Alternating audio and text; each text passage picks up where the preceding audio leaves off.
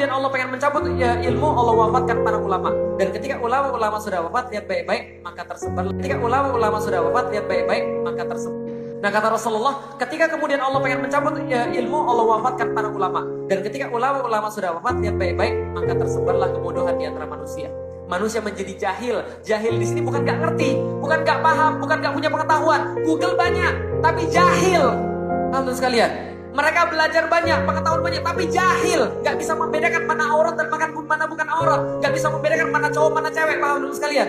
Cowok sama cowok diajak masuk kamar, paham dulu sekalian. Setahu saya kambing aja gak begitu. Gitu kan ya. Kambing itu ketemu dengan kambing jantan yang lain, gak mau bawa masuk ke kamar, paham dulu sekalian. Anjing jantan ketemu anjing jantan, kalau ketemu berantem. Gitu kan ya. Lalu apa? Untuk membuktikan siapa yang paling anjing di antara mereka, paham dulu sekalian. Nah ini ada orang cowok sama cowok kemudian ya masuk ke kamar, itu mengerikan, paham dulu sekalian. Mereka pintar tapi jahil, paham sekalian. Mereka pengetahuan tapi jahil. Nah, ketika jahil sudah menjadi kemudian sesuatu yang wajar di antara manusia, lanjutan hadisnya, setelah itu diangkatlah pemimpin-pemimpin yang jahil di antara manusia. Jelas sampai di sini? Jadi ada syarat supaya pemimpin jahil itu bisa diangkat. Apa syaratnya? Ulama harus mati semua. Paham ya? Ulama itu harus kemudian gak ada semua. Baru kemudian orang-orang jahil bisa diangkat. Nah, lanjutannya, ketika orang jahil sudah diangkat, maka bertanyalah orang-orang kepada pemimpin-pemimpin jahil, maka mereka memberikan fatwanya sesat dan menyesatkan. Jelas sampai di sini? Kenapa ulama-ulama dalam tanda kutip diwafatkan? Tahu maksudnya dalam tanda kutip diwafatkan? Agar orang-orang tidak percaya lagi pada ulama. Bagaimana cara tidak percaya pada ulama? Gak usah percaya sama dia, kelihatannya dia soleh, tapi ternyata dia mesum, bro. Nah, sekalian. Kelihatannya diri soleh, tapi dia sebenarnya anti NKRI, anti Pancasila. Kan kita nih, Abdul Somad dibilang apa? Rasis. Kenapa rasis? Karena pernah menyerang orang Cina. Katanya begitu. Padahal saya bilang itu kan guyonan belaka. Kan ya? Lalu apa? Dibilang rasis apa lagi?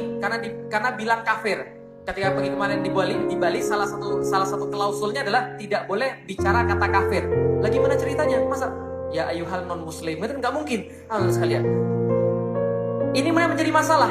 1 menit lagi ya. Nah, ini tamasil yang baru lagi. Alhamdulillah sekalian. Jadi ketika ulama ini kemudian dalam tanda kutip diwafatkan, orang nggak percaya sama ulama. Ulama yang ini anti NKRI, ulama ini memecah belah, ulama ini mesum, ulama yang ini kemudian money laundering, ulama ini begini-begini. Ini yang diinginkan.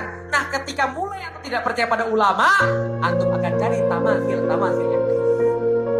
Itu sudah pasti.